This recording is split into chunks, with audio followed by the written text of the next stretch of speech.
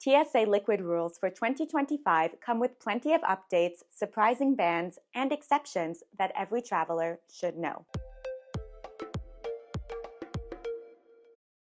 In today's video, we'll be walking through the 311 rule, uncover surprising liquids that are banned, explain a new rule that's catching travelers off guard, and share one of the best free tools to make packing for TSA a whole lot easier. Something you probably didn't even know existed. Let's start by breaking down the 311 rule that is a key guideline by the TSA and regulates the amount of liquids that you can bring in your carry-on luggage through airport security. And before you roll your eyes thinking, who doesn't already know this? According to the TSA's Instagram page, which, by the way, is both hilarious and super helpful, over 130 million travelers left full water bottles in their carry-on in 2024, so it would appear that there are at least 130 million travelers that could benefit from a reminder, as it will save you from delays and luggage searches as you go through security. The number 3 in TSA's 311 rule stands for 3.4 ounces or 100 milliliters per container, meaning that any liquid, gel, or aerosol must be in a container that is sized 3.4 ounces or smaller. The rule applies to the container size, not the amount inside. So, for example, this tube of toothpaste, even though it's only half full, is inside of a 4-ounce container, which means it would not be allowed since it is larger than 3.4 ounces. If it can spray, spread, pour, spill, pump, or smear, or if it can't hold its shape outside of the container, it's likely going to be considered a liquid by TSA. The first one refers to the quart-sized, transparent, resealable bag that holds your liquid. This bag needs to be clear so that TSA officers can easily check the contents. The total volume of the liquids in this bag is typically capped by how much you can physically fit. Travelers often use Ziploc bags or similar products designed for sandwiches, or they'll grab a reusable liquids bag, which are widely accepted in North America, but they might cause some issues internationally. Let us know down in the comments if you have ever had to get rid of something at airport security because it violated the TSA's liquid rules. And while you're down there, don't forget to hit that subscribe button, as it's a free way to support the channel and make sure that you never miss out on a travel tip, like this one.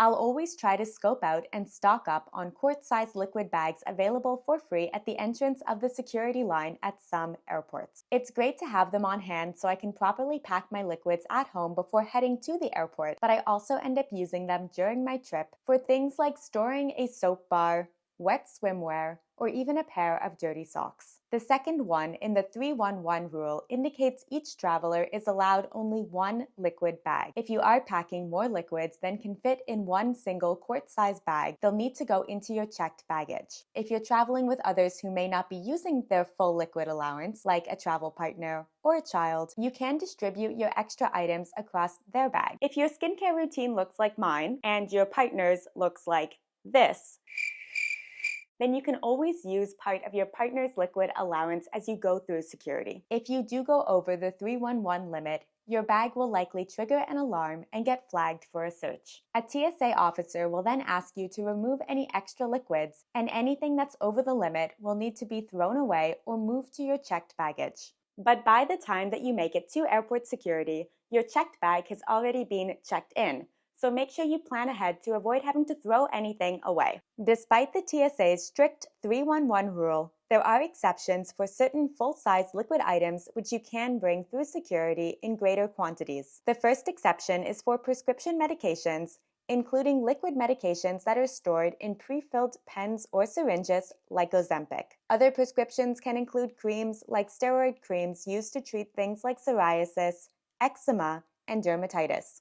Remember to always keep prescriptions in their original labeled containers to avoid any issues. Another exception would be for over-the-counter medications like saline solution for contacts, cold medicine like Dayquil or cough syrup, and liquid nutrition like Ensure. Medical gels and creams are also accepted in larger quantities, and this can include things like hydrocortisone cream, antibiotic ointments like Neosporin, topical pain relief gels like Icy Hot and Voltaren, aloe vera gel, and over-the-counter eczema treatments like Aquaphor or CeraVe healing ointment. One more notable exception would be for infant and child nourishment. This could include breast milk, baby formula, and even juice boxes for children. Ice packs and other things required to preserve any of these medically necessary items are also allowed. If you are carrying any of these items in a container size that is larger than 3.4 ounces, then you will need to declare them to a TSA officer at security. Let the TSA officer know, take them out of your bag, and then place them in a screening bin for inspection. While the process is typically quick, these items may require additional screening, so plan for a little extra time just in case the checkpoint is busy. An important update to the TSA Liquid Rules is that the temporary rule allowing passengers to carry up to 12 ounces of hand sanitizer has ended. Hand sanitizer now falls under the 3.4-ounce rule, and it must fit inside your quart-size liquids bag. Even those tiny clip-on hand sanitizers need to be removed from your bag and packed in your liquids bag.